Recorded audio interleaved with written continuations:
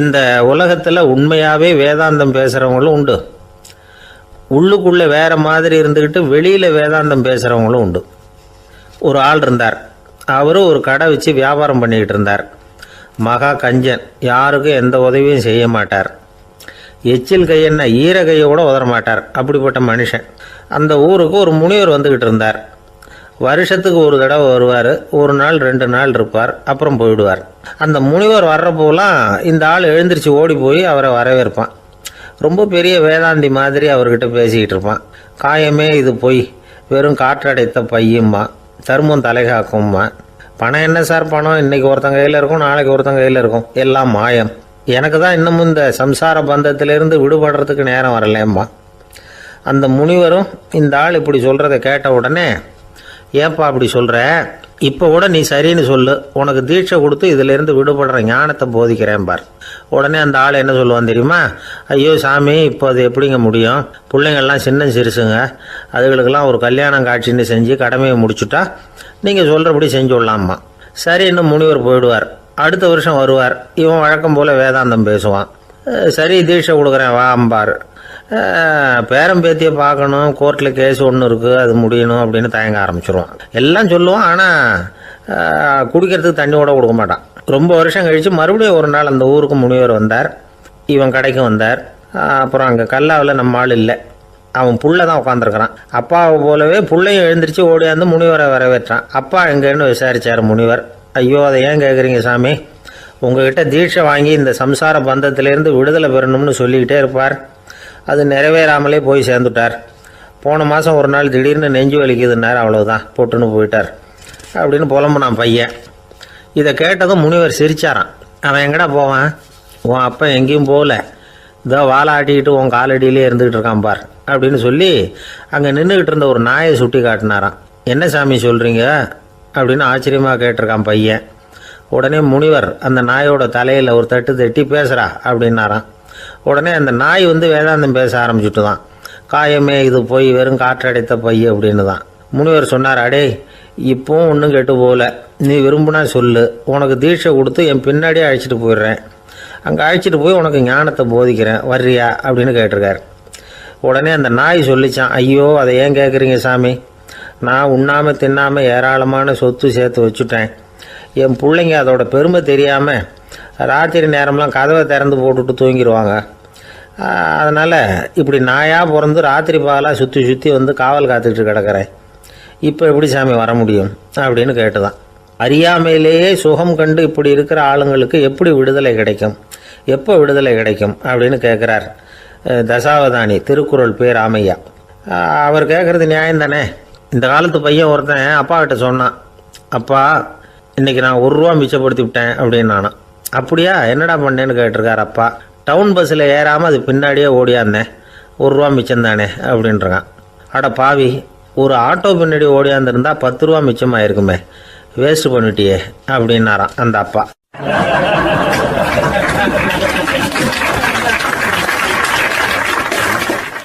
ஒரு ஊரில் ஒருத்தர் இருந்தான். ஒரு நாள் காலையில் எழுந்திரிச்சான்.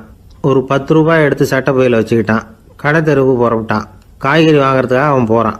காய்கறி சந்தைக்கு போய் சேர்ந்தான். கத்திரிக்காய் 1/4 கிலோ கொடுங்கன்னான். கொடுத்தாங்க. காசு கொடுக்கறதுக்காக சட்டை பையில் கையை விட்டான். பணத்தை காணும். 10 ரூபாய் சட்டை பையில் வச்சுக்கிட்டு தான் வந்தான். அது இப்போ அங்கே இல்லை. வழியில் எங்கேயும் அது விழுந்துட்டு போல்ருக்கு. அல்லது யாராவது திருடர்கள் தெரியாமல் அதை எடுத்துக்கிட்டு போட்டாங்களா என்னன்னு தெரியல. எப்படியோ 10 ரூபாய் அவன் இழந்துட்டான். கையில் காசு இல்லை. அதனால் கத்திரிக்காயை திருப்பி கொடுத்துட்டு கவலையோடு வீட்டுக்கு திரும்பி வந்தான். அதையே நினச்சிக்கிட்டு இருந்தான். அவனுக்கு துக்கம் அதிகமாக போச்சு. அழ ஆரம்பிச்சிட்டான்.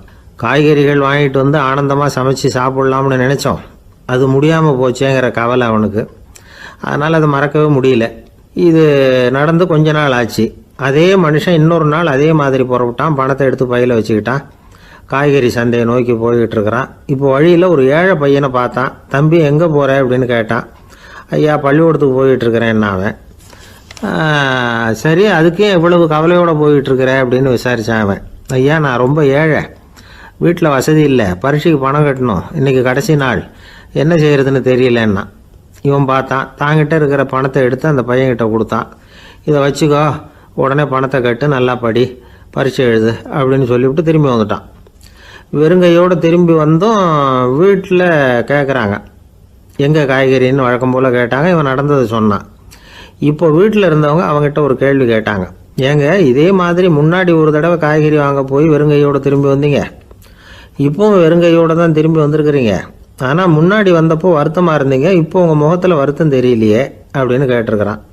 அதாவது வீட்டில் இருக்கிறவங்க கேட்டாங்களாம். இப்போ அந்த மனுஷன் யோசிக்க ஆரம்பித்தானான், இந்த ரெண்டு நிகழ்வுகளுக்கும் என்ன வித்தியாசம்? போன தடவை அவன் பணத்தை இழந்தான், இந்த தடவை அவன் பணத்தை இழந்திருக்கிறான். போன தடவை யாரோ திருடிட்டு போயிட்டாங்க, இந்த தடவை அவனாவே ஒரு பையன் பேரில் இறக்கப்பட்டு எடுத்து கொடுத்துருக்குறான். அன்னைக்கு பணம் போயிட்டுதேன்னு வருத்தமாக இருந்தது, இன்றைக்கி பணம் போனாலும் மனசுக்கு மகிழ்ச்சியாக இருக்குது, நிறைவாக இருக்குது. கொஞ்சம் யோசிச்சு பாருங்கள். பணத்தை இழந்தது மகிழ்ச்சிக்கோ வருத்தத்துக்கோ காரணமாக இருக்க முடியாது. அப்படின்னா வேற எது காரணம்? அன்றைக்கு பணத்தை இழந்துட்டேன்னு அழுதான், இன்றைக்கு பணத்தை இழந்தாலும் மகிழ்ச்சியாக இருக்கிறான். ஆகவே மகிழ்ச்சிக்கும் துக்கத்துக்கும் இழப்பு காரணம் அல்ல, இழப்பு பற்றிய நம்முடைய அறிவு தான் காரணம் அப்படிங்கிறது பெரியவர்களுடைய கருத்து. எந்த பொருளும் நமக்கு கவலையை உண்டு பண்ணுறதில்ல, அந்த பொருள் பேரில் நாம் வைக்கிற பற்று தான் கவலையை உண்டு பண்ணுது. பொருள்கள் நம்ம விட்டுட்டு போயிட்டா நாம் அழுதுகிட்டு இருக்கிறோம், நாமே அதுகளை விட்டுட்டு வந்துட்டா மகிழ்ச்சியாக இருக்கிறோம். இந்த உண்மையை புரிஞ்சுக்கிட்டு நம்முடைய வாழ்க்கையை நல்ல விதமாக அமைச்சிக்கணும். ஒரு ஆள் அழுதுகிட்டு இருந்தான், ஏன்டா அழுகுறேன்னு கேட்குறார் ஒருத்தர். இழக்கிறதுக்கு எதுவும் இல்லை அதனால் அழறேன்னா. என்னடா சொல்கிறேன்னார். கிட்ட வாங்க சொல்கிறேன்னா. இந்த மணி பர்ஸை வேற ஒருத்தன் பாக்கெட்லேருந்து திருடினேன், அப்புறம் தான் புரிஞ்சுது அவங்ககிட்ட இழக்கிறதுக்கு எதுவும் இல்லைங்கிறது. ஆமாங்க இது காலி பர்ஸு, அதனால் இப்போ அழுதுகிட்டு இருக்கிறேன், திருடியும் பிரயோஜனம் இல்லை அப்படின்னு சொல்லிவிட்டு அழுதானா.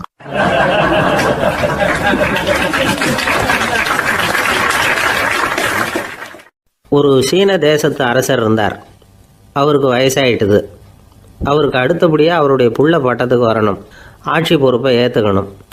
ஒரு நல்ல தலைவனுக்கு இருக்க வேண்டிய பண்புகள்லாம் தன்னுடைய மகனுக்கு இருக்கணும்னு விரும்பினார் அந்த அரசர். அதனால் இளவரசனை பக்கத்தில் இருந்த ஒரு குரு கிட்ட அனுப்புனார். இளவரசன் அவர்கிட்ட போய் சேர்ந்தான். அந்த குரு என்ன பண்ணார் தெரியுமா? இவனை பார்த்து சொன்னார், இதை பாருப்பா, நீ என்ன பண்ணுற, இப்போவே பக்கத்தில் இருக்கிற காட்டுக்கு போ, நடு காட்டில் போய் ஒரு இடத்துல உட்காந்துக்கோ, அங்கே என்னென்ன சத்தம்லாம் உன் காதில் விழுதுன்னு கவனித்து கேளு, உன் காதில் விழுந்த ஓசைகள் என்னென்னங்கிறத என்கிட்ட சொல்லு, அதுதான் எனக்கு தெரியணும், உனக்கு வேலையும் அதுதான் அப்படின்னு சொல்லி அனுப்பி வச்சுட்டார். இளவரசன் காட்டுக்கு போனான். குரு சொன்னபடியே ஒரு இடத்துல உட்காந்து கவனித்து கேட்டான். அதுக்கப்புறம் குருக்கிட்ட திரும்பி வந்தான். என்னென்ன சத்தம்லாம் கேட்ட அப்படின்னு கேட்டார் குரு. குருவே, காட்டில் நான் பறவைகள் சத்தம்லாம் கேட்டேன், மிருகங்களின் ஓசையையும் கேட்டேன், இதை தவிர இடி மின்னல் மழை இதுகளோட சத்தத்தையும் கேட்டேன் அப்படின்னா.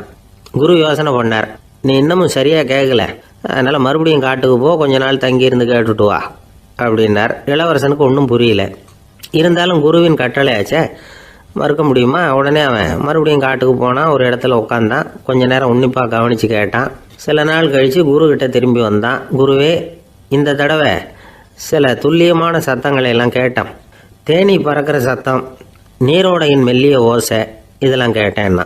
குரு சிரித்தார். நீ மறுபடியும் காட்டுக்கு போ, இன்னும் சில நாள் அங்கே இரு, முழுமையாக கவனமாக கேட்டுக்கிட்டு வா அப்படின்னு சொல்லி அனுப்பி வச்சுட்டார். இளவரசனுக்கு குழப்பம் அதிகமாயிட்டுது, ஒன்றுமே புரியல. மறுபடியும் காட்டுக்கு போனான். மௌனமாக ஒரு இடத்துல உட்காந்துட்டான். அப்படியே தியானத்தில் ஆழ்ந்துட்டான். சில நாளில் அவனுக்கு இதுவரை கேட்காத ஓசைகள்லாம் கேட்க ஆரம்பிச்சிட்டுது. இதைத்தான் நான் கேட்கணும்னு என்னுடைய குரு எதிர்பார்த்துருக்கிறாருங்கிறத புரிஞ்சுக்கிட்டான்.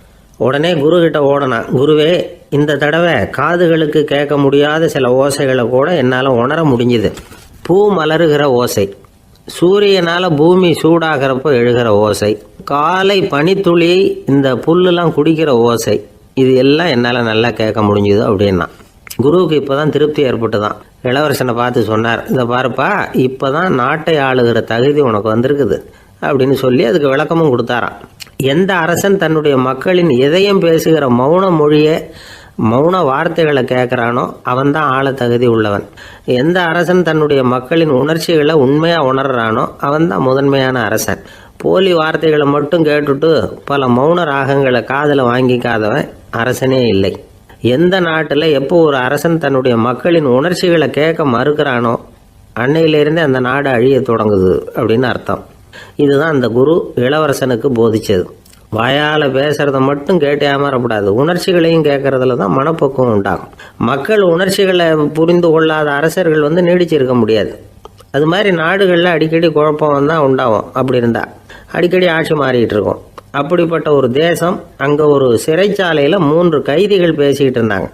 ஒருத்தன் சொன்னான், நான் இந்த நாட்டு ராஜாவை எதிர்த்து பேசிக்கிட்டு இருந்தேன், அதனால் என்னை பிடிச்சி கொண்டாந்து இங்கே போட்டுட்டாங்க அப்படின்னா ஒருத்தன். இன்னொருத்தன் சொன்னான், நான் இந்த நாட்டு ராஜாவை ஆதரித்து பேசிக்கிட்டு இருந்தேன், அதனால் என்னை பிடிச்சி கொண்டாந்து இங்கே தள்ளிவிட்டாங்க அப்படின்னா. அது சரி, நீ என்ன தப்பு பண்ண அப்படின்னு சொல்லி 3வது ஆளை பார்த்து இவங்க கேட்டாங்க. அதுக்கு அந்த ஆள் சொல்கிறான், நான் தான் இந்த நாட்டு ராஜா அப்படின்னானா.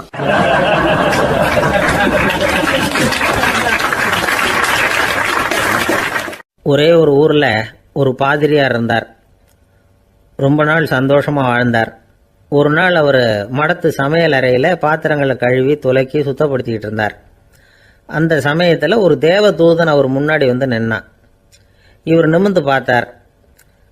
ஆண்டவர் என்னை உங்ககிட்ட அனுப்பியிருக்கிறார், பரலோகத்தில் வாசம் செய்யறதுக்கு உங்களுக்கு நேரம் வந்துட்டுது அப்படின்னு அந்த ஆள்.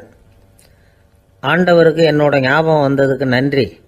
ஆனாலும் இப்போ இங்கே நீயே பாரு, எவ்வளவு பாண்டங்கள் பாக்கி இருக்கு, இவ்வளவையும் நான் சுத்தப்படுத்த வேண்டியிருக்கு. நான் நன்றி கெட்டவனாக இருக்க விரும்பலை. இந்த பணியை முடிக்கிற வரைக்கும் என்னுடைய பரலோக வாழ்வை தள்ளி வைக்க முடியுமா? நீ என்ன நினைக்கிற அப்படின்னு கேட்டார். தேவதூதன் தனக்கே உரிய விவேகத்தோட அன்போட பாதிரியாரை பார்த்தான். சரி, என்ன செய்யலாம்ங்கிறத அப்புறம் சொல்கிறேன் அப்படின்னு சொல்லிவிட்டு புறப்பட்டு போயிட்டான். ஒரு நாள் அந்த பாதிரியார் தோட்டத்தில் உள்ள களைகளை எல்லாம் ஒரு களை கொத்தியால் கொத்தி களை எடுத்துக்கிட்டு இருக்கிறார். அந்த சமயத்தில் இந்த தேவதூதன் மறுபடியும் அவர் முன்னாடி நிற்கிறான். பாதிரியார் பார்த்தார். இதை பாரு, இந்த தோட்டம் பூராவும் எவ்வளவு களை மண்டி கிடக்கு, பரலோகம் கொஞ்ச காலம் எனக்காக பொறுத்திருக்கலாம்னு நீ நினைக்கிறியா அப்படின்னு கேட்டார். தேவதூதன் சிரிச்சுக்கிட்டே மறுபடியும் மறைஞ்சிட்டான். மறுபடியும் அவர் களை எடுக்கிறது, தானிய களஞ்சியத்துக்கு வர்ணம் பூசுறது, இப்படிப்பட்ட வேலைகளில் ஈடுபட்டிருக்கார்.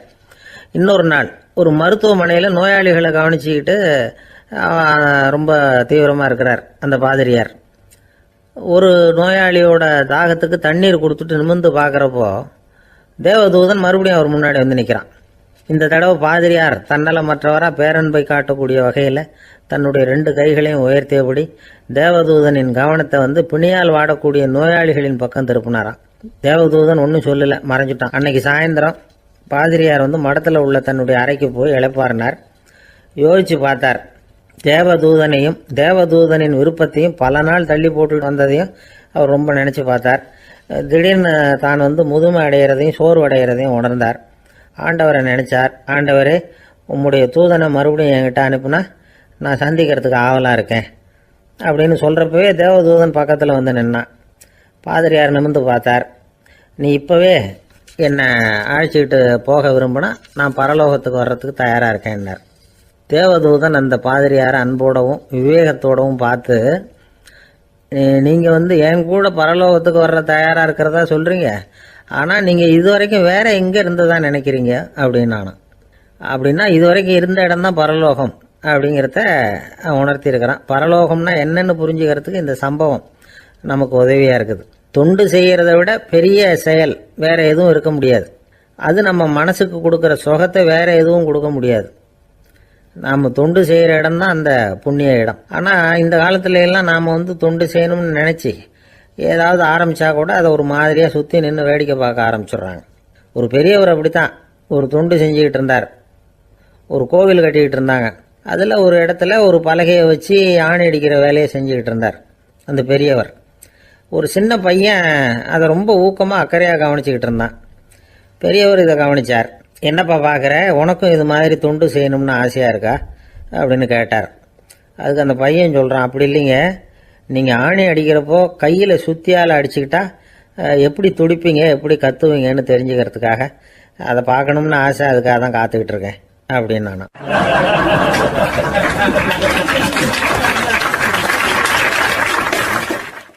ஒரு காடு, அங்கே புத்தர் அவர் பாட்டுக்கு நடந்து போய்கிட்டே இருக்கிறார். அவருக்கு பின்னாடி ஒரு குரங்கு, அதுவும் தொடர்ந்து வந்துக்கிட்டே இருக்குது. புத்தர் திரும்பி பார்த்தார். குரங்கு அப்படியே குதித்து உயர எழும்பி ஒரு கிளையில் போய் உக்காந்துது. ஏன் இப்படி பண்ணுறேன்னு கேட்டார் புத்தர். என்னை சாதாரணமாக நினைக்க வேணாம், நான் மகாமந்தி, என்னால் எல்லாம் முடியும், முடியாதுங்கிற வார்த்தையே என்னுடைய அகராதியில் கிடையாது, என்ன வேணும்னாலும் செய்வேன் அப்படின்னுது. அப்படின்னா ஒரு பந்தயம் வச்சுக்கலாமான்னார் இவர். வச்சுக்கலாமேன்னுது. வேற ஒன்றும் இல்லை, இப்போ நீ மேலே எழும்பி அந்த கிளையில் உட்காந்தது மாதிரி அங்கேருந்து தாவி என் உள்ளங்கையில் வந்து உட்காரணும், அவ்வளவுதான் அப்படின்னார். அப்படி உட்காந்துட்டா என்ன பரிசு அப்படின்னு கேட்டது அது. சொர்க்கத்தில் இருக்கிற மாமன்னன் மரகத சக்கரவர்த்தியை என்னோட வந்து இருக்கும்படியாக கூப்பிட்டுக்கிறேன். அந்த சமயத்தில் அவருடைய அரியணை வந்து அங்கே காலியாயிடும், நீ அதில் போய் உட்காந்துக்கலாம். பந்தயத்தில் தோத்துட்டா ஒரு கல்ப காலம் இந்த பூமியில் வாழ வேண்டியிருக்கும். அதுக்கு பிறகு தான் என்கிட்ட வர முடியும். என்ன சொல்கிற அப்படின்னார். குரங்குக்கு தாவறது ஒரு பெரிய காரியமா? இது எனக்கு ரொம்ப சாதாரண விஷயம், என்ன இப்போவே தாவட்டுமா அப்படின்னுது. சரின்னு சொல்லி உள்ளங்கையை நீட்டினார். அவருடைய கை தாமரை இலை அளவுக்கு அப்படியே விரிஞ்சுது, குரங்கு சௌகரியமாக வந்து உட்கார்றதுக்காக. குரங்கு தாவறதுக்கு தயாராச்சு. அதுக்கு முன்னாடி ஒரு சின்ன யோசனை அதுக்கு. இந்த கிளையிலேருந்து அந்த கைக்கு தாவறது எனக்கு ரொம்ப அற்பமான ஒரு வேலை, இது ரொம்ப சாதாரணம், என்னுடைய கௌரவத்துக்கு இது சரியாக இருக்காது. அதனால் நான் என்ன பண்ண போகிறேன்னா, இங்கேருந்து கிளையிலேருந்து அப்படியே உயர எழும்ப போகிறேன். எழும்பி மேல் உலகம் போய் அங்கே ஒரு சுற்றி விட்டு அதுக்கப்புறம் அங்கேருந்து நேராக வந்து இந்த கையில் உட்கார போகிறேன் அப்படின்னு நினச்சிது. என்ன யோசிக்கிற அப்படின்னார் புத்தர். ஒன்றும் இல்லை, இந்த பாயிரம் பார் அப்படின்னு சொல்லி தாவி உயர போயிட்டுது. கொஞ்ச நேரத்தில் வான உலகத்துக்கே போய் சேர்ந்துட்டுது. அங்கே போய் பார்த்தா அங்கே ஒரு 5 பளிங்கு தூண்கள் இளம் சிவப்பு நிறத்தில் நின்றுக்கிட்டு இருக்குது. குரங்கு நினச்சிக்கிட்டது, புத்தர்கிட்ட போய் இந்த பளிங்கு தூண்களை பார்த்தோம்னு சொன்னால் அப்படியே திகைச்சு போயிடுவார், இந்த தூணில் ஏதாவது அடையாளம் செஞ்சுட்டு போகணும் அப்படின்னு அந்த இடத்துல மிதந்துக்கிட்டே நினச்சிது. உடனே ஒரு தூணில் எழுதிச்சு. என்ன எழுதிச்சுன்னா, ஒரு மகா ஞானி இங்கே வந்துட்டு போகிறார் அப்படின்னு எழுதிச்சு. எழுதிவிட்டு அப்படியே கீழே தாவி வந்து புத்தரோட உள்ளங்கையில் உட்காந்துது. எப்படி பார்த்தீங்களா என்னுடைய வேலை? வான உலகத்துக்கே போய் அங்கே இருக்கிற 5 பளிங்கு தூண்களை பார்த்துட்டு அதில் நான் வந்த விவரத்தை எழுதி வச்சுட்டு அதுக்கப்புறம் இங்கே வந்திருக்கிறேன் அப்படின்னுது ரொம்ப பெருமையாக. அப்படியா அப்படின்னார் புத்தர். ஆமாம், சந்தேகமாக இருந்தால் வாங்க அழைச்சிட்டு போய் காட்டுறேன் அப்படின்னுது அந்த குரங்கு. அதுக்கு தேவையில்லை, அப்படியே கொஞ்சம் கீழே குனிஞ்சு பார் தெரியும் அப்படின்னார் புத்தர். அங்கே பார்த்தா புத்தரோட உள்ளங்கை தெரிஞ்சுது. நல்லா ஒத்து பார்த்துது. அவரோட ஒரு விரலில் அது எழுதிய வாசகம் தெரிஞ்சுது. குரங்கு யோசனை பண்ணிச்சு, அப்படின்னா வானத்தில் நான் பார்த்தது புத்தரோட விரல்களா அப்படின்னு யோசிச்சுது. இதை புரிஞ்சுக்கிட்ட உடனே அந்த குரங்கோட கர்வம் அழிஞ்சு போச்சான். நம்ம மனசு தான் இந்த குரங்கு. மனம்ங்கிறதும் ஆணவம்ங்கிறதும் ஒரு நாணயத்தின் 2 பக்கங்கள். மனம் உள்ளவரை ஆணவமும் இருக்கும். மனம் அழிஞ்சாதான் ஆணவம் அழியும். மனம் அழிய வேண்டும் அப்படின்னு பெரியவங்க சொல்கிறது இந்த அர்த்தத்தில் தான். நம்ம ஆளுங்க சவால் விடுறதெல்லாம் வேறு மாதிரி. ஒருத்தன் ஒரு வாய்க்காலை தாண்டுறேன்னு பந்தயம் கட்டி தாண்ட முடியாமல் வாய்க்காலில் விழுந்து காலை உடச்சிக்கிட்டு கட்டு போட்டுக்கிட்டு வந்தான். ஏன்டா அப்படின்னு கேட்டாங்க. நான் பந்தயம் கட்டின நேரம் சரியில்லை அப்படின்னா. எப்படிறான்னு கேட்டிருக்காங்க. வாய்க்காலில் தண்ணி இருக்கிற நேரமாக பார்த்து பந்தயம் கட்டியிருக்கணும் அப்படின்னா.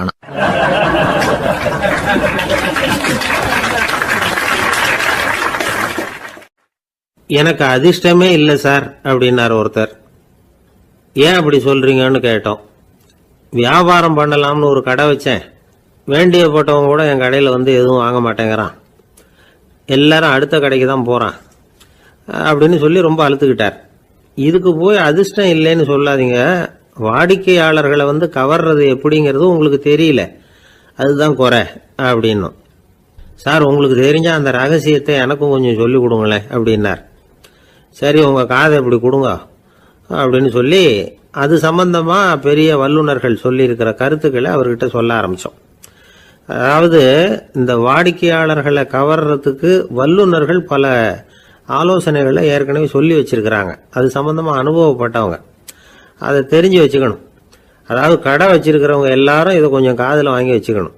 எதை இப்போ சொல்ல போகிறத. எப்பவும் பணத்தை சம்பாதிக்கிறதுலேயே குறியாக இருக்கக்கூடாதான். அதை விட முக்கியமாக நீங்கள் சம்பாதிக்க வேண்டியது வாடிக்கையாளர்களுடைய மன நிறைவு. வர்றவங்க திருப்தியோடு போகணும், அது முக்கியம். அதில் கவனமாக இருக்கணும். கடைக்கு வர்ற ஒருத்தர் ஏதாவது ஒரு குறை சொல்கிறாருன்னு வச்சுங்க, அதை வந்து அலட்சியப்படுத்தக்கூடாது. ரொம்ப அக்கறையோடு அதை காது கொடுத்து கேட்கணும். அப்படியா சார், அதை நான் அவசியம் கவனிக்கிறேன் அப்படின்னு சொல்லணும். ஒருத்தர் வரார், சார் நேற்றுக்கு உங்கள் கடையில் இதை நான் வாங்கிட்டு போனேன், வீட்டில் இது வேணான்னு சொல்லிவிட்டாங்க, அது திருப்பி கொடுக்கறதுக்காக தான் வந்திருக்கிறேன் அப்படின்னு சொல்லி திருப்பி கொடுக்குறார். உடனே நீங்கள் வந்து முகம் சுளிக்கக்கூடாது, எரிச்சல் படக்கூடாது. வழக்கம் போல் நிதானமாக முகம் அலர்ச்சியோடு அதை திருப்பி வாங்கிக்கணும். இவ்வளவு ரூபாய்க்கு சாமான் வாங்கினா இந்த ஸ்பூன் அன்பளிப்பு, இப்படி ஏதாவது கொடுக்கலாம். பண்டிகை காலங்கள்லேயும் பொருள்கள் வாங்குறவங்களுக்கு இப்படி ஏதாவது பொருத்தமாக ஒரு அன்பளிப்பு கொடுக்கலாம். நீங்கள் கொடுக்கறது ஒரு சர்வசாதாரணமான பொருளாக இருந்தால் கூட அது வாங்குற ஒரு மனசில் ஒரு மகிழ்ச்சியை ஏற்படுத்தும். எதுவும் உங்களால் கொடுக்க முடியலன்னா உங்கள் முகம் நிறைஞ்ச சிரிப்பையாவது கொடுங்க, அது போதும். உங்கள் கடையில் இல்லாத ஒரு பொருளை வாடிக்கையாளர் வந்து கேட்குறார், உடனே இல்லைன்னு முகத்தில் அடித்தது மாதிரி சொல்லிடக்கூடாது. கொஞ்சம் உட்காருங்க சார் அப்படின்னு சொல்லி உங்கள் பணியாளர் யாரையாவது அனுப்பி வெளியிலேருந்து வாங்கிட்டு வர சொல்லி அவர்கிட்ட கொடுக்கலாம். சில பேர் உங்கள் கடைக்கு வரும்பொழுது அவங்க வீட்டு குழந்தைகளையும் கூப்பிட்டுக்கிட்டு வர்றாங்கன்னு வைங்க. நீங்கள் என்ன செய்யணும்னா அந்த குழந்தைகளை முதல்ல கவனிக்கணும். அது கன்னத்தை கிள்ளணும், அதுக்கிட்ட விளையாடணும், அதுக்கு ஏதாவது மிட்டாய் பிஸ்கட் எதையாவது கொடுத்து அது கவனத்தை கவரணும். அதுக்கப்புறம் பெரியவங்களை கவனிக்கலாம். உங்கள் கடையில் வேலை செய்கிற பணியாளர்கள் சுத்தமாக இருக்கணும். சிரிச்ச முகம், சுறுசுறுப்பு, இது ரெண்டும் அவங்களுக்கு தேவை. அழுது வடிஞ்சிக்கிட்டு இருக்கக்கூடாது. அப்புறம் இன்னொரு விஷயம், அதிகமாக பொருள் வாங்குற ஒருத்தர்கிட்ட அதிக மரியாதையாகவும் குறைச்சலாக பொருள் வாங்குறவர்கிட்ட வேற விதமாகவும் நடந்துக்கக்கூடாது. எல்லாருக்கிட்டையும் சமமாக நடந்துக்கணும். 5 ரூபாய்க்கு வாங்கினாலும் சரி, 500 ரூபாய்க்கு வாங்கினாலும் சரி, அவங்கக்கிட்ட நீங்கள் காட்டுற மரியாதையில் வித்தியாசம் இருக்கக்கூடாது. எல்லாத்துக்கும் மேலே உங்கள் கடையில் ஒரு பொருள் வாங்கினா அது உண்மையானதாக இருக்கும், தரமுள்ளதாக இருக்கும் அப்படிங்கிற நினைப்பு ஜனங்களுக்கு வரணும். அதனால் தரமான பொருளையே நீங்கள் உங்கள் கடையில் வச்சுருக்கணும். இது வரைக்கும் நான் சொன்னதையெல்லாம் கவனத்தில் வச்சுக்கிட்டு நீங்கள் கடையை ஆரம்பிச்சிங்கன்னா வியாபாரம் பிச்சுக்கிட்டு போகும். அப்படி போகலன்னா அதுக்கப்புறம் கேளுங்க. ஏன்னா இந்த யோசனைகள்லாம் அனுபவப்பட்டவங்க சொல்லியிருக்கிற யோசனைகள். இந்த யோசனைகளில் நீங்கள் எச்சரிக்கையாக இருக்க வேண்டிய ஒரு விஷயம் உண்டு. அது என்னங்கிறதையும் தெரிஞ்சு வச்சுக்கிறது நல்லது. என்னுடைய நண்பர் ஒருத்தர் வந்தார். சார், உங்கள் யோசனையை கேட்டதுனால நான் ஒரு அறை வாங்கினது தான் மிச்சம்னார். என்ன ஆச்சுன்னு கேட்டேன். எங்கள் கடைக்கு ஒரு பெரிய அம்மா குழந்தைய தூக்கிட்டு வந்தாங்க சார். உங்கள் யோசனைப்படி அந்த குழந்தையோட கன்னத்தை கிள்ளணும்னு முயற்சி பண்ணினேன். திடீர்னு அந்த நேரம் பார்த்து அந்த குழந்தை தலையை குனிஞ்சிக்கிட்டுது. என் கை குழந்தையோட கன்னத்துக்கு பதிலாக அது தூக்கிட்டு வந்தவங்க கன்னத்தை கிள்ளி விட்டுது. அதுதான் அப்படி ஆயிட்டுது அப்படின்னார், கன்னத்தை தடவிக்கிட்டே.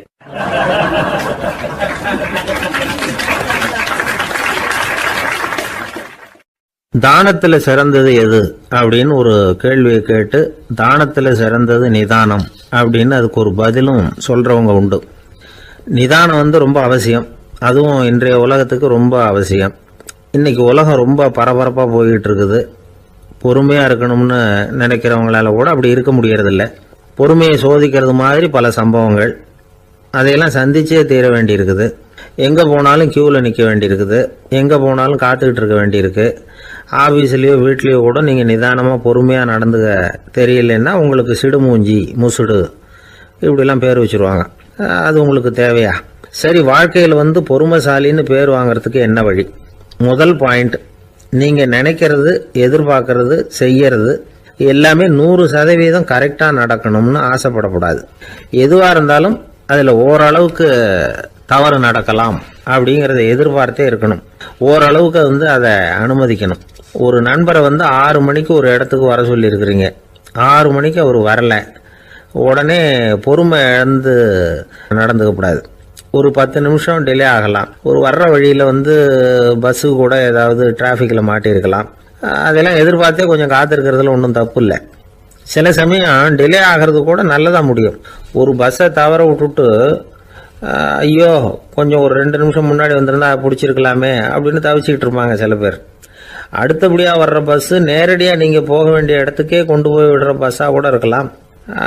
அது உங்களுக்கு முன்னாடி தெரியாதுல்ல. சில நெருக்கடியான சூழ்நிலைகளை தமாஷா எடுத்துக்கிறதுக்கு பழகிக்கணும். சில இடங்களுக்கு போகிறப்ப காத்திருக்கிறதுக்கு நம்ம மனசை தயார்படுத்திக்கிட்டே போகணும். ஒரு ரயிலுக்கோ பஸ்ஸுக்கோ அல்லது விமானத்துக்கோ கப்பல் பிரயாணத்துக்கோ போகிறப்போ அங்கே போய் நீங்கள் மணிக்கணக்கில் கூட காத்துக்கிட்டு தான் இருக்கணும். புறப்படுற நேரம் கூட மாறலாம். நீங்கள் போய் சேர்ந்ததும் அது உடனே புறப்படணும்னு கட்டாயமாக என்ன? அது மாதிரி சமயத்தில் படிக்கிறதுக்குன்னு சில சுவாரஸ்யமான புத்தகங்களையும் கையில் எடுத்துக்கலாம். உங்களை சுற்றி எவ்வளவோ சுவாரஸ்யமான சம்பவங்கள் நடந்துக்கிட்டு இருக்குதுல்ல, அதையெல்லாம் வேடிக்கை பாருங்கள். எதுக்காக காத்துக்கிட்டு இருக்கிறோமோ அந்த காரியத்தில் உண்மையாகவே நமக்கு ஒரு அக்கறை இருந்தால் நமக்கு போர் அடிக்காது. சில கோயில்களில் பார்த்துருப்பீங்க, தரிசனத்துக்காக பக்தர்கள் நாள் கணக்கில் காத்துக்கிட்டு இருப்பாங்க. அவங்களெலாம் அழுத்துக்கிறது இல்லை. ஆண்டவனை தரிசிக்கணுங்கிற உண்மையான அக்கறை இருக்கிறதுனால அவங்களுக்கு போர் அடிக்கிறது இல்லை. ஆனால் சில சினிமா தியேட்டரில் கூட பார்க்கலாமே, சினிமா கியூ கூட அப்படி தான். சாயந்தரம் 6 மணி ஆட்டத்துக்கு காலம்பரம் 6 மணிக்கே போய் கூட காத்துக்கிட்டு இருப்பாங்க. அவங்களுக்கெல்லாம் போர் அடிக்காது, படம் பார்க்குற ஆர்வம். இன்னொரு முக்கியமான விஷயத்தை நாம் பழக்கப்படுத்திக்கணும். லிவ் ஃபார் தி மூமெண்ட் அப்படிங்கிறாங்க நிபுணர்கள். ரொம்ப பேர் எப்படின்னா அடுத்தபடியாக நடக்க போகிற விஷயத்திலேயே கவனமாக இருப்பாங்க. அந்த நினைப்புலேயே இந்த நிமிஷத்தை பொறுமை இல்லாமல் கழிப்பாங்க. ஒருத்தர் இருக்கார், அவர் எப்படின்னா ஆஃபீஸ் முடியறதுக்குள்ளேயே சார் 5 மணிக்கெல்லாம் ரெடியாக இருங்க, நாம் அந்த ஹோட்டலில் போய் டிஃபன் சாப்பிட்ணும் அப்படின்னு 4 மணிலேருந்து சொல்லிகிட்டு இருப்பார். 4:55 பரபரப்பாக ஓடி வருவார். 2 பேரும் புறப்படுவோம், ஹோட்டலுக்கு போவோம், சாப்பிட்டுக்கிட்டு இருப்போம். அப்படி சாப்பிட்டுட்டு இருக்கிறப்ப சார் சாப்பிட்டு முடித்தது நேராக ஒரு ஜவுளி கடைக்கு போகிறோம் அப்படிம்பார். பரபரக்க சாப்பிட்டு முடிப்பார், புறப்படுவார். ஜவுளி கடையில் அவசரமாக சீக்கிரம் பில் போடுங்க சார், சினிமாவுக்கு நேரம் ஆகிடும்பார். சினிமா தியேட்டரில் உட்காந்து அடுத்தபடியாக எங்கே டின்னர் சாப்பிட்றதுன்னு யோசனை பண்ணிகிட்டு இருப்பார். ராத்திரி படுக்கையில் விழுந்ததுக்கு அப்புறமும் நாளைக்கு காலையில் எழுந்திரிச்சதும் அதை பண்ணணும் இதை பண்ணணும்னு திட்டம் போட்டுக்கிட்டே இருப்பார்.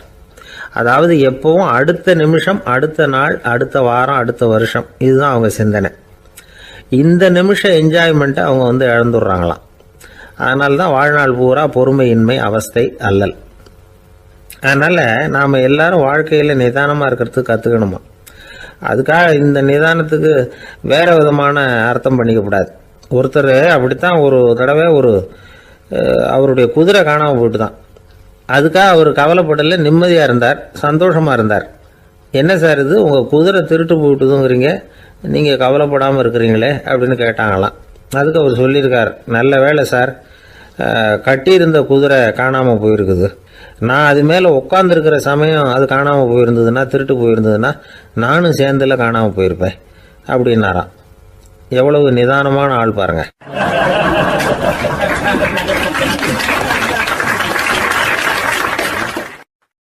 ஒரு நாள் காலை நேரம் ஒரு குரு படுக்கையை விட்டு எழுந்திருக்கிறார். உடனே சீடர்களை பார்த்து எல்லாரும் இப்படி வாங்கங்கிறார். எல்லாரும் வர்றாங்க வேகமாக. என்னங்க வேணும் உங்களுக்கு அப்படிங்கிற மாதிரி எல்லாரும் குருவை பார்த்தாங்க பயபக்தியோட.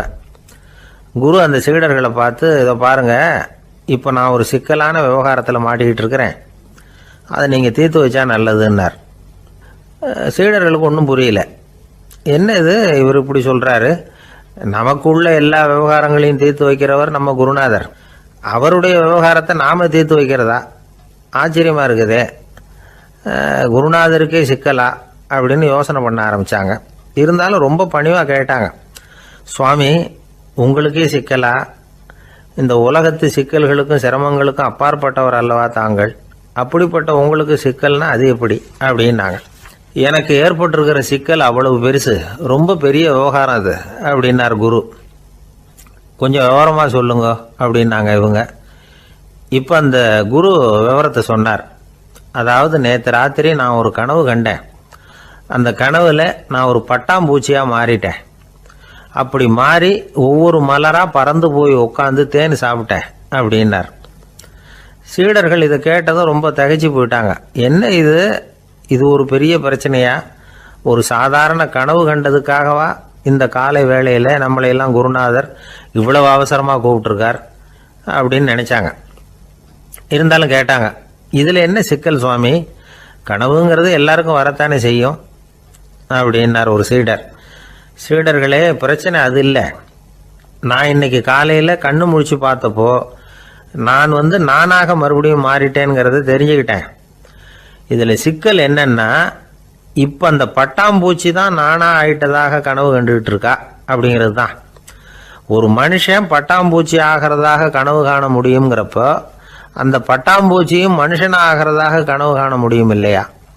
இப்போ எனக்கு யதார்த்த நிலை தெரியணும், எது நிஜம்னு தெரியணும். நேற்று ராத்திரி நான் கண்டது கனவா, அல்லது இது பட்டாம்பூச்சி கண்டுகிட்டு இருக்கிற கனவா? இதுதான் குரு கேட்ட கேள்வி. இதை கேட்டதும் சீடர்கள் ரொம்ப குழம்பி போயிட்டாங்க. சுவாமி, இது வரைக்கும் நாங்கள் தூங்குறப்ப பார்க்கறது கனவுன்னும் மூழ்கிட்டு இருக்கிறப்ப பார்க்கறது நனவுன்னு நம்பிக்கிட்டு இருக்கிறோம். இப்போ எங்களை ரொம்ப குழப்பிட்டீங்க, இதுக்கு பதில் சொல்ல எங்களுக்கு சக்தி இல்லை அப்படின்னு சொல்லிவிட்டாங்களாம். அதுக்கப்புறம் அந்த குரு சொன்னாராம், நினைவு தான் முக்கியமான அம்சம். முடிவு கட்டம்னா பகலின் நினைவுகளை விட இரவின் கனவுகளே ரொம்ப உண்மை. ஒருத்தன் வந்து தூங்க போனால் தூங்கிக்கிட்டே இருந்தால் அவன் காணும் கனவு பொய்ங்கிறத அவன் உணர மாட்டான். ஒவ்வொரு கனவும் காணும் பொழுது அது ரொம்ப உண்மையாக தான் தெரியுது. ஒரு கனவு கூட உண்மை இல்லைன்னு கனவுல தோன்றுவதே இல்லை அப்படின்னார் குரு. அகில வாழ்வு அத்தனையும் சொற்பனம் கண்டாய் அப்படிங்கிறார் தாயுமானவர். ஆகையினால நம்ம கனவுலேருந்து நாம் என்னைக்கு முழிச்சிக்க போகிறோம் அப்படிங்கிறது தான் ஒரு முக்கியமான கேள்வி. ஒருத்தர் வந்தார், காலில் கட்டோடு வந்தார். என்னங்க காலில் கட்டுன்னு? சார், நேற்று ராத்திரி தூக்கத்தில் எங்கள் வீட்டு கூரையில் ஏணியை சாத்தி வச்சு இறங்கினப்போ வழுக்கி விழுந்து காலை உடச்சிக்கிட்டேன்னார். உங்கள் வீட்டில் தான் ஏணியே கிடையாது சார் அப்படின்னு. உண்மைதான் சார், நான் கீழே விழுந்து முழிச்சுக்கிட்டதுக்கு அப்புறம் தானே ஏணி இல்லைங்கிறது எனக்கு ஞாபகம் வந்தது அப்படின்னார்.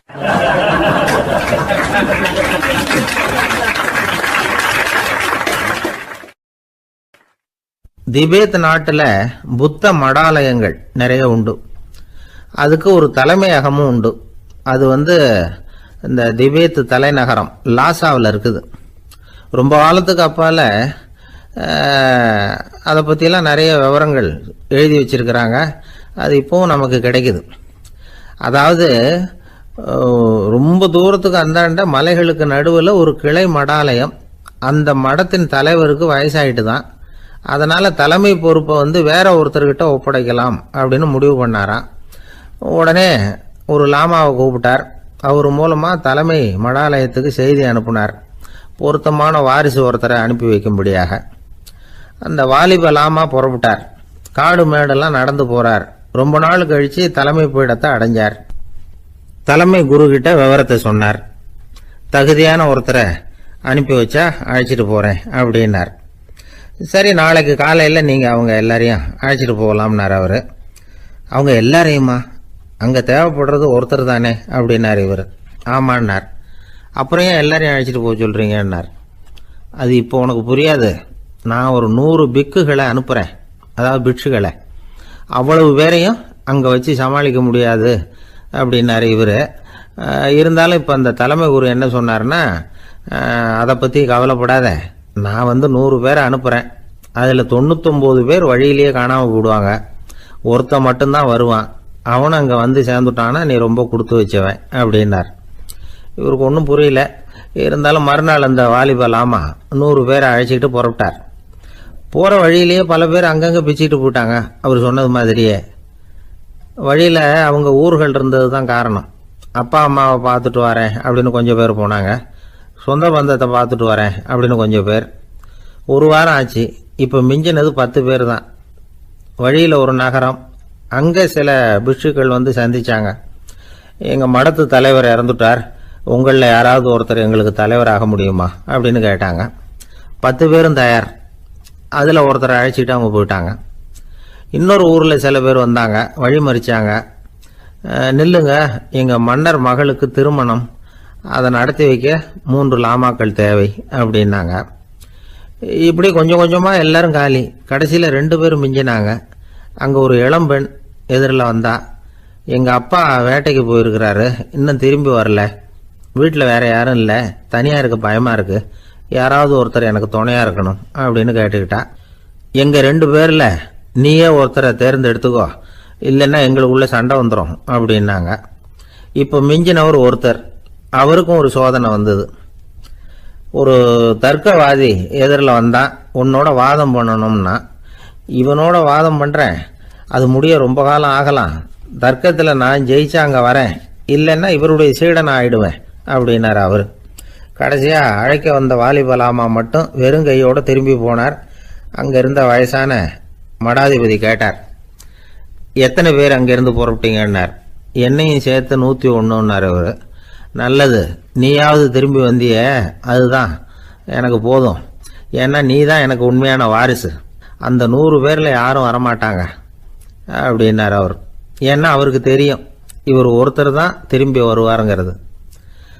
திபேத்தில் ஒரு பழங்கால பழமொழி உண்டாம், 100 பேர் செல்லலாம், எப்பொழுதாவது ஒருவன் அபூர்வமாக அடைய வேண்டிய இடத்தை அடைவான். இதுதான் அந்த பழமொழி. ஒரு உன்னதமான இலக்கை அடையணும்னா அது அவ்வளவு சுலபமான காரியம் இல்லை. இந்த காலத்து மடாலயம் ஒன்று, அதில் ஒரு தலைவர், அவருக்கு வயசாயிட்டுது, தனக்கு ஒரு வாரிசை நியமிக்கணும் அப்படின்னு ஆசைப்பட்டார். ரொம்ப கஷ்டப்பட்டு ஒருத்தரை பிடிச்சார். தனக்கு வாரிசா நியமிச்சுட்டு அவர் சமாதி ஆயிட்டார். புதுசாக பொறுப்பேற்றுக்கிட்டவர் அப்படியே உட்காந்துருந்தார். அவரை தேடிட்டு பத்திரிகை நிருபர்கள்லாம் வந்தாங்க, கேட்டாங்க. அவர் உங்கள் பொறுப்பில் அவர் பெரியவர் விட்டுட்டு போன இது எவ்வளவு சுமாராக தேரும், எவ்வளவு விட்டுட்டு போனார் அப்படின்னு கேட்டிருக்கிறாங்க. அது என்ன ஒரு 50 லட்சம் இருக்கும் அப்படின்னாராம். அவ்வளவும் பணமா அப்படின்னு கேட்டிருக்காங்க. இல்லைங்க, கடன் அப்படின்னாராம் இவர்.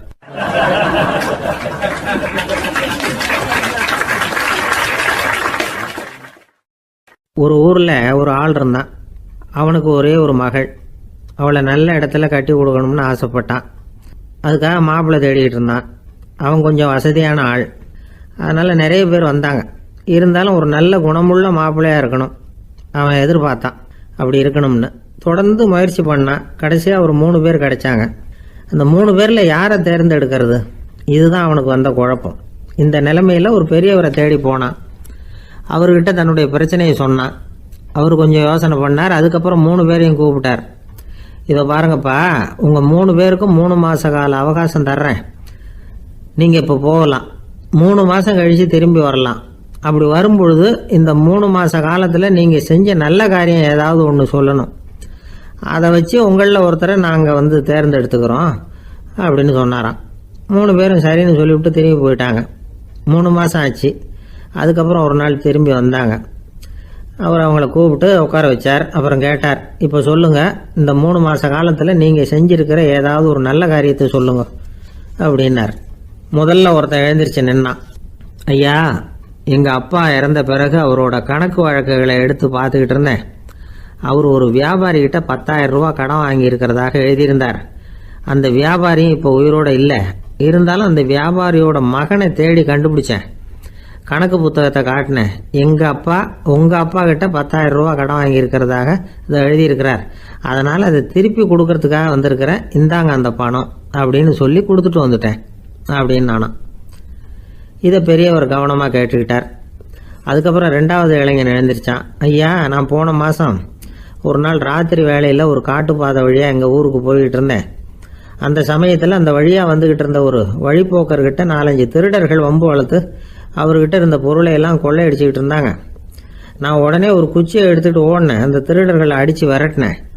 பொருளை எல்லாம் மீட்டு அந்த வழிப்போக்கர்கிட்ட ஒப்படைச்சேன். அவரை பத்திரமா அழைச்சிட்டு போய் அவர் வீட்டில் விட்டுட்டு வந்தேன் அப்படின்னு நானும். இதையும் பெரியவர் கவனமாக கேட்டுக்கிட்டார். அடுத்தபடியாக 3வது இளைஞன் எழுந்திரிச்சான். ஐயா, போன மாதம் ஒரு நாள் நான் ஒரு மலைப்பாதை வழியாக போய்கிட்டு இருந்தேன். மலைப்பாதை விளிம்பில் ஒரு மதகு கட்டை, அது மேலே ஒரு ஆள் படுத்து தூங்கிட்டு இருந்தான்.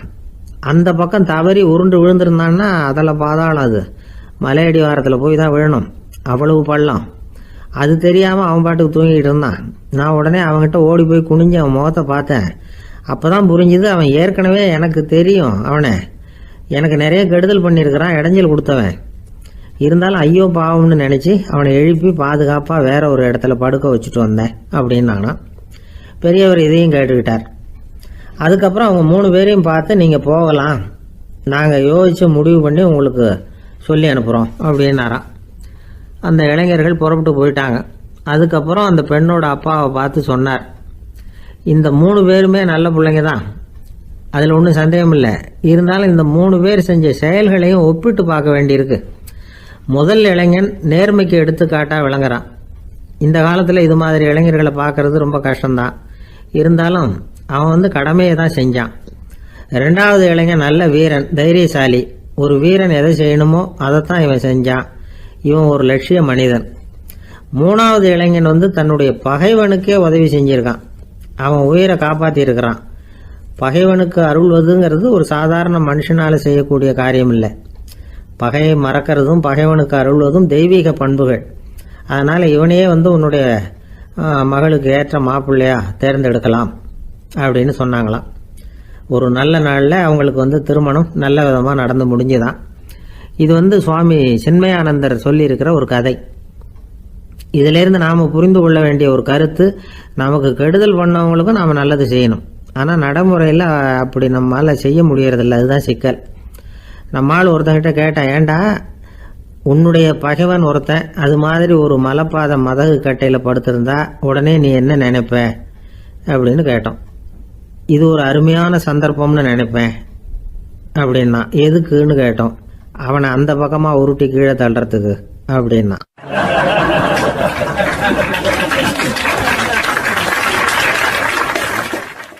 ஒருத்தர் சிகரெட்டும் கையுமா வந்தார். சார், இந்த புகைப்பிடிக்கிற பழக்கத்தை நிறுத்தி போடணும்னு தான் பார்க்குறேன், முடியலன்னார். புகைப்பிடிக்கிறத நிறுத்துறது ரொம்ப சுலபம் சார் அப்படின்னார் இன்னொருத்தர். எப்படி சொல்கிறீங்கன்னு கேட்டார் அவர். நான் கூட ஏற்கனவே 10 தடவை அந்த பழக்கத்தை நிறுத்தி இருக்கிறேன் சார் அப்படின்னார் இவர். இதுலேருந்து என்ன தெரியுது? புகைப்பழக்கத்தை திடீர்னு விட்டு விடுறதுங்கிறது ரொம்ப கஷ்டம்னு தெரியுது. இருந்தாலும் இது சம்பந்தமான ஆராய்ச்சி, அனுபவம், இது ரெண்டையும் அடிப்படையாக வச்சு சில வழிமுறைகளை சொல்கிறாங்க. அதாவது புகைப்பிடிக்கிறத நிறுத்துறதுக்கு 10 வழிகள் உண்டு அப்படின்னு சொல்கிறாங்க. அது என்னங்கிறது தெரிஞ்சுக்கிட்டா உபயோகப்படுதான்னு பார்க்கலாமே. முதல் கருத்து என்னன்னா, கொஞ்ச நாளைக்கு புகைப்பிடிக்கிற நண்பர்களை விட்டு விலகி இருக்கணும். இதனால் புகைப்பிடிக்கிற ஆசை குறையும். அந்த பழக்கத்தை மறுபடியும் ஆரம்பிக்கப்படாதுங்கிற எண்ணம் உறுதிப்படும். ரெண்டாவது கருத்து, புகைப்பிடிக்கிறதை எதிர்த்து தீவிரமாக பிரச்சாரம் செய்ய ஆரம்பிச்சிடணும். அது அடுத்தவங்களுக்கும் உபயோகப்படும், உங்களுக்கும் உபயோகப்படும். உங்கள் உள்ளுணர்வை அது தூண்டும், உங்களை உறுதி கொள்ள வைக்கும். மூன்றாவது கருத்து என்னன்னா, தினமும் 2 தடவை குளிக்கணும். எப்படி தெரியுமா? முதல்ல வெது வெதுப்பான தண்ணீர், அப்புறம் குளிர்ந்த தண்ணீர், இப்படி மாறி மாறி குளிக்கணுமா. நாலாவது கருத்து, உடற்பயிற்சிகள் செய்யணும். மூச்சு வாங்குற மாதிரியான பயிற்சிகள் ரொம்ப நல்லதான். பிராணாயாமம் அப்படிங்கிற மூச்சு பயிற்சி ரொம்ப நல்லதுங்கிறாங்க. அப்புறம் ஐந்தாவது கருத்து, சாப்பாடு மிதமாக இருக்கணும், சீராக இருக்கணும். பச்சை காய்கறிகள், பழங்கள் சாப்பாட்டில் சேர்த்துக்கலாம். அடிக்கடி கொஞ்சம் கொஞ்சமாக சாப்பிட்டு ரத்தத்தில் சர்க்கரையின் அளவை பராமரிக்கணும். இது நரம்புகளை அமைதிப்படுத்தும். ஆறாவது கருத்து என்னன்னா, ரொம்ப நேரம் பசியோடு இருக்கக்கூடாது. புகைப்பிடிக்கிறத நிறுத்த முயற்சி செய்யும் பொழுது எடை குறைப்பு நடவடிக்கைகளை மேற்கொள்ளக்கூடாது. ஏழாவது கருத்து, காப்பி, தேநீர், மதுபானம், அப்புறம் போதைப் பொருள்கள் கலந்த உணவுகள் இதெல்லாம் வேணாம். புகைப்பிடிக்கிறத அதெல்லாம் ஊக்கப்படுத்தும். கடுகு, மிளகு, அப்புறம் காரமான பொருள்களை தவிர்க்கணும். உப்பு அளவை குறைக்கணும். தினமும் 10 குவளை தண்ணீராவது குடிக்கணும். வெறும் தண்ணி புகைப்பிடிக்கிற ஆவலை தணிக்குதான். எட்டாவது கருத்து, கையில் சிகரெட்டு, புகையில ஏதாவது இருந்தால் உடனே தூக்கி எறிஞ்சிருங்க. அது கையில் இருக்கிற வரைக்கும் புகைப்பிடிக்கிற ஆசை வந்துக்கிட்டே இருக்கும். 9வது கருத்து என்னன்னா, இறை நம்பிக்கை உள்ளவங்க புகைப்பிடிக்கிற எண்ணம் வர்றப்போவெல்லாம் பிரார்த்தனை செய்ய ஆரம்பிச்சுடலாம். 10வது கருத்து, உங்களுக்கு ரொம்பவும் வேண்டியவங்க யாரோ அவங்கக்கிட்ட எல்லாம் நீங்கள் புகைப்பிடிக்கிறத நிறுத்தி விட்டதா சொல்லிவிடுங்க. இந்த 10 வழிகளையும் கடைபிடிக்க ஆரம்பிச்சுட்டா புகைப்பிடிக்கும் பழக்கத்தை நிறுத்தி விடலாம் அப்படின்னு சொல்கிறாங்க அனுபவப்பட்டவங்க. முயற்சி பண்ணி பார்க்கலாம். ஒரு முக்கியமான இடத்துல நின்றுக்கிட்டு இருந்தார் ஒருத்தர். அங்கே இன்னொருத்தர், ஏன் சார் இந்த இடத்துல சிகரெட் பிடிக்கலாமா அப்படின்னு அனுமதி கேட்டார். இந்த இடத்துல சிகரெட் பிடிக்கக்கூடாதுங்க அப்படின்னாரு இவர். நீங்கள் இப்படி சொல்கிறீங்க, ஆனால் இந்த இடத்துல கீழே நிறைய சிகரெட் துண்டுகள் கிடக்குதே, அவங்கெல்லாம் யார்? அவங்கெல்லாம் உங்கள் மாதிரி என்கிட்ட அனுமதி கேட்காதவங்க அப்படின்னாராம் இவர்.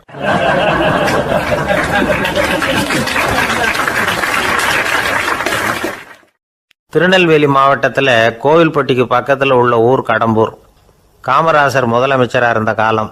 கடம்பூரில் ஒரு பள்ளி சீரமைப்பு மாநாடு நடக்குது. அந்த பக்கத்தில் உள்ள பள்ளிக்கூடம்லாம் அதில் கலந்துக்குது. கண்காட்சி வேற, ஊர் பூரா விழா கோலம். மறுநாள் மாநாடு நடக்க போகுது. ஆனால் முதல் நாளே மழை பிடிச்சிக்கிட்டுது. மறுநாளும் அது விடாமல் பேஞ்சிக்கிட்டு இருக்குது. காமராசர் காலையிலேருந்து பல்வேறு நிகழ்ச்சிகளில் கலந்துக்கிட்டு சாயந்தரமாக கடம்பூருக்கு சேர வேண்டியவர். மழை பேஞ்சிக்கிட்டு இருக்கிறதுனால நிகழ்ச்சி ரத்தாயிடுமோ என்னமோ அப்படின்னு எல்லாரும் சந்தேகப்பட்டுக்கிட்டு இருக்கிறாங்க. அவர் கோவில்பட்டி பயணிகள் விடுதியில் இருக்கிறார். கடம்பூர்லேருந்து சில பேர் போய் அவரை சந்திக்கிறாங்க.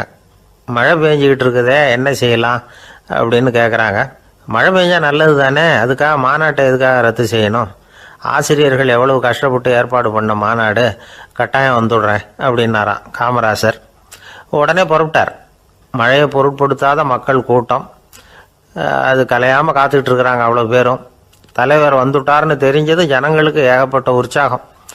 ஜனங்கள் அவ்வளவு உற்சாகமாக வரவேற்றாங்க. மாநாடு ஆரம்பமாச்சு. மலர் மாலைகள் மலை மாதிரி குவிய ஆரம்பிச்சுட்டுது. வரிசையாக ஒவ்வொரு கல்வி நிலையம் சார்பாகவும் வரவேற்பு பத்திரம் வாசித்து கொடுக்குறாங்க. என்ன வாசிக்கிறாங்கங்கிறத காமராசர் கூர்ந்து கவனிக்கிறார். ஏகப்பட்ட புகழ் மொழிகள், ரொம்ப பாராட்டி புகழ்ந்து என்னென்னமோ வாசிச்சுக்கிட்டு இருக்கிறாங்க. கொடை வள்ளலே, குணக்குன்றே, மலையே, கடலே, இப்படி தமிழ் மொழியில் பாராட்டுறதுக்கு எத்தனை வார்த்தைகள் உண்டோ அத்தனையும் அதில் சேர்த்துருக்குறாங்க. காமராசர் பொறுமை இழந்துட்டார். போதும் போதும், உங்கள் எல்லாரையும் பார்த்து 2 வார்த்தை பேசிவிட்டு போகிறதுக்காக தான் நான் வந்திருக்கிறேன். எல்லாரும் மழையில் சிரமப்பட்டு நின்றுக்கிட்டு இருக்கிறீங்க, இப்படி என்ன புகழ்ந்து படிச்சுக்கிட்டே இருந்தால் எப்படி அப்படின்னாராம். அதுக்கப்புறம் பேசி முடிச்சிருக்கிறார். மாநாட்டு நிகழ்ச்சிகள் முடிஞ்சதும் இன்னொரு நிகழ்ச்சியில் கலந்துக்கிறதுக்காக புறப்பட்டாராம். ஒரு திறந்த ஜீப்பில் அவரை ஊர்வலமாக அழைச்சிக்கிட்டு போயிருக்கிறாங்க. தெருவில் 2 பக்கமும் ஏகப்பட்ட கூட்டம். அங்கங்கே ஜீப்பை நிறுத்தி ரோஜா மாலை, ஜருக மாலை இப்படி போட்டுக்கிட்டே இருக்கிறாங்க. அதையெல்லாம் அப்படி அப்படியே வாங்கி அங்கங்கே நின்றுக்கிட்டு இருந்த குழந்தைகள்கிட்டையும் தாய்மார்கள்கிட்டையும் கொடுத்துக்கிட்டே போகிறார். அந்த சமயத்தில் கூட்டத்துக்கு அப்பால் ஒரு பெரியவர் கையில் ஒரு மல்லிகை சரத்தோடு நின்றுட்டு இருக்கிறார். அவரால் முண்டி அடிச்சுக்கிட்டு முன்னால் வர முடியல. காமராசர் இதை கவனிக்கிறார். அவ்வளவுதான், உடனே நிறுத்தப்பா வண்டியை அப்படிங்கிறார். ஜீப்பு நிற்கிது. டிரைவரை பார்த்து, அதோ பார், அங்கே ஒருத்தர் நிற்கிறார் பார், அவரை இங்கே அழைச்சிட்டு வா அப்படின்னாராம். கூட்டம் வழி விடுது. அந்த பெரியவரை கிட்டத்தில் அழைச்சிட்டு வர்றாங்க. காமராசர் அவரை பார்த்து, வாங்க வாங்க, நல்லா இருக்கீங்களா அப்படின்னு சத்தம் போட்டு உற்சாகமாக விசாரிக்கிறாராம். பெரியவர் கண்களில் கண்ணீர், பேச்சு வரல. மல்லிகை சரத்தை அவருக்கு போடுறார். கொஞ்ச நேரம் அவர்கிட்ட பொறுமையாக பேசிக்கிட்டு இருந்துட்டு அவரை அனுப்பி வைக்கிறார் காமராசர். பெரியவர் போனதுக்கு அப்புறம் காமராசர் பக்கத்தில் இருந்தவங்க கிட்ட சொல்கிறார் அந்த பெரியவரை பற்றி. அந்த காலத்தில் ரொம்ப கஷ்டப்பட்டவர் இவர், ஜெயிலுக்கு போனவர் அப்படின்னு ரொம்ப உருக்கமாக நெகிழ்ந்து போய் சொல்கிறார். இதில் ஒரு விஷயத்தை கவனிங்க. தன்னை புகழ்ந்து படிக்கப்பட்ட வாழ்த்து மடலை படிக்க வேணாம்னு தடுத்து நிறுத்தினார். எங்கேயோ ஒரு மூலையில் கையில் ஒரு 4 முழம் மல்லிகை சரத்தோடு ஒதுங்கி நின்றுக்கிட்டு இருந்த அந்த தொண்டரை அவ்வளவு பெரிய கூட்டத்துக்கு நடுவுலையும் தேடி கண்டுபிடிச்சி கிட்டத்தில் கூப்பிட்டு அவர் கொடுத்த அன்பு மாலையை வாங்கி கழுத்தில் போட்டுக்கிட்டார். அதுதான் காமராசர். தோல்விகள் கூட அவரை கொஞ்சம் கூட பாதித்ததில்லை. ஒரு பொது தேர்தலில் அவர் தோற்று போகிறார். தொண்டர்கள்லாம் அழறாங்க. அதில் ஒருத்தர் மெதுவாக காமராசர்கிட்ட போய், என்ன தலைவரே, நீங்கள் கூட தோற்று போயிட்டீங்களே அப்படின்னு கலக்கமாக சொல்லியிருக்கிறார். அதுக்கு காமராசர், நான் கூட தோற்று போகிறதுக்கு பேர் தான்ப்பா ஜனநாயகம் அப்படின்னாராம்.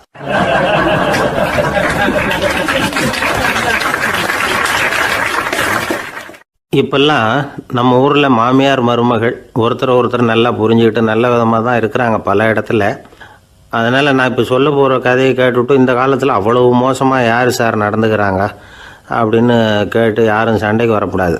இன்னொரு உண்மையையும் சொல்லிவிடுறேன். அதாவது இந்த கதையை நமக்கு எழுதி அனுப்பி இருக்கிறதே கொஞ்ச நாளில் மருமகளாகவும் அதுக்கப்புறம் கொஞ்ச காலத்தில் மாமியாராகவும் ஆக போகிற ஒரு நேயர் தான். சரி, இந்த கதைக்கு வருவோம். அதாவது ஒரு சின்ன குடும்பம், அந்த வீட்டில் மாமியார் ஆட்சி, அவங்க வச்சது தான் சட்டம்.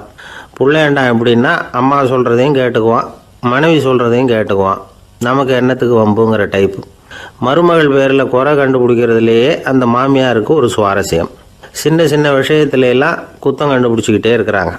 பொதுவாக எல்லாரும் எப்படின்னா ஏதாவது ஒரு காரணத்துக்காக சண்டை போட்டுக்கிட்டு இருப்பாங்க. அந்த அம்மா எப்படின்னா ஏதாவது ஒரு சண்டையை போடுறதுக்காக காரணத்தை தேடிக்கிட்டு இருப்பாங்க. அப்படி ஒரு மனசு.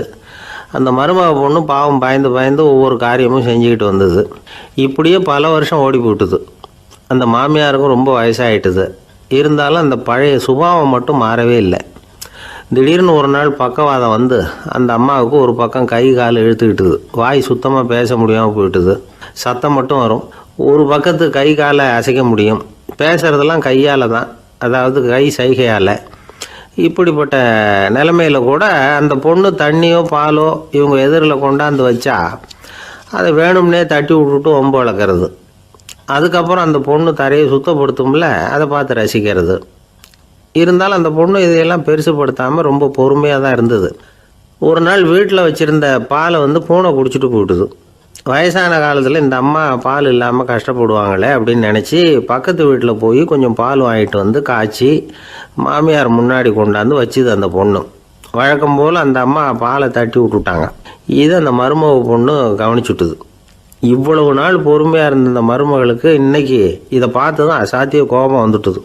கதவுக்கு பக்கத்தில் சாத்தி வச்சுருந்த உலக்கையை எடுத்து மாமியார் தலையில் போட, அது குறி தவறி கழுத்தில் பட, அந்த அம்மா கழுத்தை பிடிச்சிக்கிட்டு ஊன்னு கத்த, இந்த பொண்ணு ஒன்றும் அலட்டிக்காமல் உலக்கையை எடுத்து மறுபடியும் கதவு பக்கம் சாத்தி வச்சுட்டு அது பாட்டுக்கு நடந்து போயிட்டுது. இருந்தாலும் மனசுக்குள்ளே லேசாக ஒரு பயம். கணவன் வீட்டுக்கு வந்ததும் என்ன விஷயம்னு கேட்டால் எப்படி சமாளிக்கிறது. அன்னைக்குன்னு பார்த்து ரொம்ப நேரம் கழித்து வீடு வந்து சேர்ந்தான் கணவன். உடனே அந்த அம்மா புகார் பண்ண ஆரம்பிச்சுட்டுது. பேச்சு தான் வராத, அதனால் ஒரு பக்கத்து கையால் சைகை காட்டுது. கதவுக்கு பக்கத்தில் இருந்த உலக்க பக்கமாக கையை நீட்டி காட்டி அப்படியே அந்த கையை தன் கழுத்துக்கு பின்பக்கமாக சுற்றி காட்டி நாக்கை வெளியில் நீட்டி நடந்த விஷயத்தை புரிய வைக்கிறதுக்கு முயற்சி பண்ணுது. இவனுக்கு ஒன்றும் புரியல. என்ன சொல்கிறாங்க அம்மா அப்படின்னு மனைவிகிட்ட கேட்குறான். அதுக்கு அந்த பொண்ணு ரொம்ப புத்திசாலித்தனமா, என்னங்க உங்கள் அம்மா சொல்கிறது உங்களுக்கு இன்னும் புரியலையா? அவங்க உங்களை பார்த்து என்ன சொல்கிறாங்கன்னா, ஏன்டா உலக்க மாதிரி நிற்கிற, சாக போகிற எனக்கு சங்கிலி எதுக்கு, என் கழுத்தில் கிடக்கிற இந்த சங்கிலியை கழட்டி என் மருமக கழுத்தில் போடுறா அப்படின்னு சொல்கிறாங்க அப்படின்னு தான். ஓ அப்படியா விஷயம்னு சொல்லி அம்மா கழுத்தில் இருந்த சங்கிலியை எடுத்து மனைவி கழுத்தில் போட்டுட்டு, அம்மா உன் விருப்பப்படியே போட்டாச்சு, இனிமேலாவது நிம்மதியாக படுத்து தூங்கு அப்படின்னு சொல்லிவிட்டு உள்ளே போயிட்டான். பார்த்தீங்களா கதையை? அதனால தான் மாமியார்கள் சைகை காட்டுறதுன்னா கூட இனிமேல் ஜாக்கிரதையாக இருக்கணும்.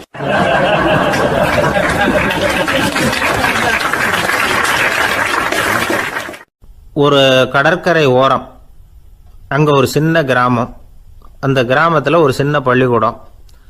கடற்கரை ஓரத்தில் உள்ள ஒரு விடுதியில் ஓய்வுக்காக ஒருத்தர் தங்கியிருக்கிறார். பள்ளிக்கூடத்தில் ஏதோ விழா நடக்கிறது மாதிரி தெரிஞ்சுது. உடனே அவர் அந்த பக்கமாக வந்தார். இங்கே என்ன நடக்குதுன்னு விசாரித்தார். பள்ளி ஆண்டு விழா நடக்குதுன்னாங்க. உடனே போனார். கண்காட்சி ஒன்று வச்சுருந்தாங்க. உள்ளே போய் பார்த்தார். பள்ளிக்கூடத்தில் படிக்கிற மாணவர்களே சொந்தமாக தயார் பண்ண பொருள்களை காட்சிக்கு வச்சுருக்கிறாங்க. அந்த ஊர் மக்கள்லாம் அதை கூட்டம் கூட்டமாக போய் பார்த்துக்கிட்டு இருக்கிறாங்க. இவரும் ஆர்வமாக அதையெல்லாம் பார்த்துக்கிட்டே போகிறார். ஒரு இடத்துல ஒரு சின்ன ரயில் செஞ்சு வச்சுருந்தாங்க, மாணவர்களே தயார் பண்ணது. மின்சாரத்தால் அது ஓடுறது மாதிரி பண்ணி வச்சுருந்தாங்க. அதில் ஒரு சின்ன பொத்தான் இருக்கும், அது அமுக்குனா ரயில் ஓடும், சுற்றி சுற்றி வரும். மாணவர்கள் எதிரில் நின்று அதுக்கு விளக்கம் கொடுத்துக்கிட்டு இருக்கிறாங்க. இவர் அதை கவனித்தார். ரயில் ஓடுறத பார்த்தார். அங்கே நின்றுக்கிட்டு இருந்த மாணவர்கள்கிட்ட விளையாட்டாக கேட்டார், ஏன்பா இந்த ரயில் எதனால் ஓடுது அப்படின்னு கேட்டார். இவர் சக்தியினால் ஓடுது அப்படின்னாங்க மாணவர்கள். அது என்ன சக்தின்னு கேட்டார். அதுக்கு பேர் மின்சாரம் அப்படின்னாங்க. சரி, நீங்கள் மின்சாரத்தை பார்த்துருக்குறீங்களா அப்படின்னார். நாங்கள் பார்த்தது இல்லைங்க, ஆனால் இதை செய்யறதுக்கு எங்களுக்கு உதவி பண்ண ஆசிரியர் ஒரு பட்டதாரி, ஒரு கால் அவர் பார்த்துருக்கலாம் அப்படின்னாங்க. அவர் எங்கே இருக்காருன்னு கேட்டார். இதோ அழைச்சிட்டு வர்றோம்னு ஓடினாங்க. அவர் அழைச்சிட்டு வந்தாங்க. அவர்கிட்ட ஒரு பெரியவர் கேட்டார், மின்சாரத்தை நீங்கள் பார்த்துருக்குறீங்களா அப்படின்னு. மின்சாரத்தை பார்க்குறதாவது நான் பார்த்ததே இல்லை. நான் பார்த்தது அது செயல்படுற விதத்தை தான். அது விளக்கை எரிய வைக்குது, ரயிலை ஓட வைக்குது, இது மாதிரி எத்தனையோ எந்திரங்களை செயல்பட வைக்குது. ஆனால் உண்மையிலேயே அது என்னன்னு எனக்கு தெரியாது. ஒருவேளை இந்த பள்ளிக்கூடத்து தலைமை ஆசிரியருக்கு தெரிஞ்சிருக்கலாம், ஏன்னா அவர் ஒரு மேல்நிலை பட்டதாரி அப்படின்னாராம் அவர். சரின்னு போய் தலைமை ஆசிரியரை கூப்பிட்டுக்கிட்டு வந்தாங்க. அவர்கிட்டையும் இதே கேள்வியை கேட்டாராம் அவர். மன்னிக்கணும், இந்த கேள்வியை இதுவரைக்கும் யாரும் என்கிட்ட கேட்டதில்லை. சக்தியை யாரும் பார்க்க முடியாது, ஆனால் அது செயல்படும் விதத்தை தான் பார்க்க முடியும் அப்படின்னாராம் அவர். இப்போ இதுவரைக்கும் கேட்டுக்கிட்டு இருந்த பெரியவர் சிரித்தார். சிரிச்சுட்டு சொன்னாராம், சரி அதுக்காக ஒன்றும் கவலைப்படாதீங்க, என்னுடைய பெயர் தாமஸ் ஆல்வா எடிசன் அப்படின்னாராம். இதை கேட்டதும் அங்கே இருந்தவங்களுக்கெல்லாம் அதிர்ச்சி, ஆச்சரியம். என்னது, நீங்கள் தானே எடிசன்? நீங்கள் எவ்வளவு மின்சார கருவிகளை உண்டாக்கி இருக்கிறீங்க, நீங்களா இந்த கேள்வியை கேட்டது அப்படின்னாங்களாம். ஆமாம், நான் தான் கேட்குறேன், ஏன்னா நானே மின்சாரத்தை பார்த்தது கிடையாது அப்படின்னாராம் அவர். அன்புங்கிறது இப்படிப்பட்டது தாங்கிறார் ஓஷோ. அன்புங்கிறது நம்ம உடற்கூறு அமைப்பில் இல்லை, அது நம்ம உடம்புல உள்ள சுத்த சக்தியின் வெளிப்பாடு. அதை உணரத்தான் முடியுமே தவிர பார்க்க முடியாது. அன்பே உன்னை நான் என் இருதயத்தில் வச்சிருக்கிறேன் அப்படின்னுலாம் சொல்லுவான். இதெல்லாம் சும்மா. இது டாக்டர்கள் சொல்கிற இருதயம் கிடையாது. அது ரத்தத்தை தள்ளுகிற ஒரு கருவி, அவ்வளவுதான். ஞானிகள் சொல்லுகிற இதயம் வேற, அது கண்ணுக்கு புலப்படாத ஒரு சக்தி. என்னுடைய இதயம் ரொம்ப விசாலமானது சார் அப்படின்னார் ஒருத்தர். அப்படிங்களான்னு ரொம்ப மரியாதையா, ஆமாங்க டாக்டர் அப்படி தான் சொல்கிறார், கொஞ்சம் வீங்கி போய் பெருசாக இருக்குதான் அப்படின்னார்.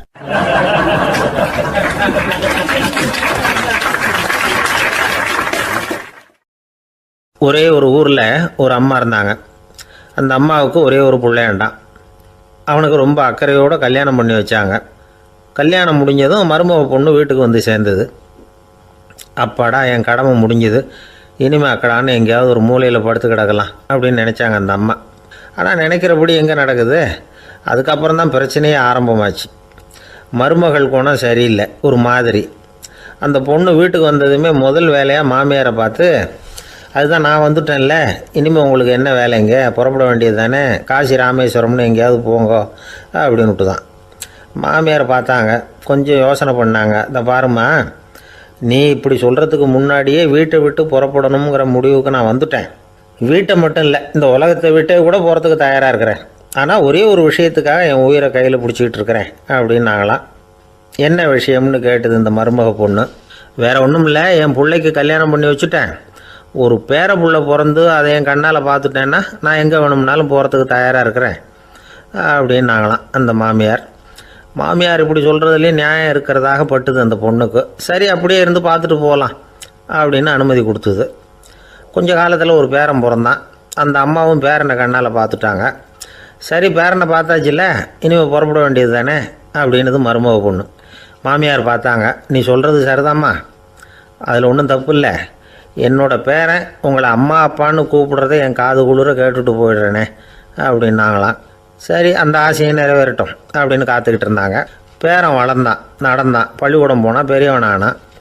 மருமக பொண்ணு மறுபடியும் மாமியாரை விரட்ட ஆரம்பிச்சுட்டுது, இன்னும் புறப்படலையான்னு. இதை பாருமா, இது வரைக்கும் இருந்துட்டேன்.